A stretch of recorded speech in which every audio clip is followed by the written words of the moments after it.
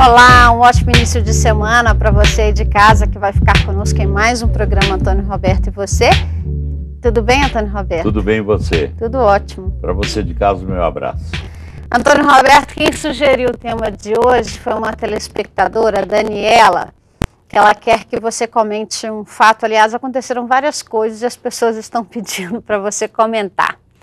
Mas é que na semana passada, a notícia de maior repercussão da semana, em sites de relacionamento, em sites de fofoca, foi a de que um cantor assumiu que é gay. Aí ela fala assim: Antônio Roberto, que mundo é esse preconceituoso que a gente está vivendo, que vira manchete mundial uma pessoa assumir que é homossexual? É verdade, né? Bonita a sua afirmação. Agora a realidade é essa. O mundo vai se fazendo pouco a pouco. Nós sabemos, quer dizer, há alguns anos atrás, 20 anos atrás, né, 30 anos atrás, qual que era a condição da mulher dentro da nossa sociedade. Se você pega mais tempo atrás, a mulher não podia nem votar. Se você chegar a Roma, a mulher era objeto, escrava, é objeto, era mulher, escravo e objeto, né? O latim tem o masculino, o feminino e o neutro, mulher, pedra, mesa, escravo era neutro. Quer dizer, hoje a mulher já está participando, está aí na luta. Hoje nós temos candidatas, né? Várias candidatas a presidente da República, temos outras que já são presidente da República. Quer dizer, está avançando. Com relação ao negro, é a mesma coisa, né? Quer dizer, o preconceito horrível com relação ao negro, né? O negro lá foi a abolição da escravatura, né? Tirou o negro da senzala, mas não o inseriu dentro do campo social, né? Quer dizer, mas hoje já está melhor, nós já temos alguns deputados negros, temos alguns juízes negros, desembargador, né, do Supremo Tribunal, temos o negro. Hoje o presidente dos Estados Unidos é negro. E assim com relação ao homossexual também. Quer dizer, antigamente era assim, um absurdo, tinha que ser apedrejado. Lá no Oriente Médio ainda são condenados à morte pelos ser homossexuais, gays.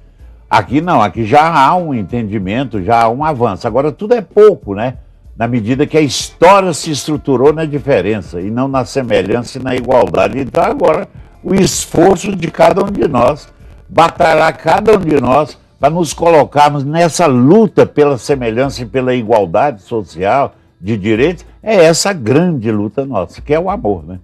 Eu sempre digo que a única forma de resolver os problemas mundiais, todos os problemas da sociedade, é o amor. O amor à natureza, o amor ao semelhante, o amor a si mesmo, o amor a... Quer dizer, e o preconceito vai de encontro à violência, vai de encontro não, vai junto com a violência. O preconceito é uma forma de discriminar, uma forma de dar diferença.